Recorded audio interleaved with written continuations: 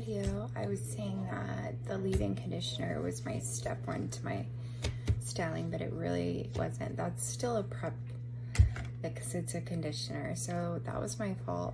The next step, or my first step to styling, because after towel dried hair, that is when I use the Intense Repair treatment spray, and then I'll use a leave-in conditioner every once in a while.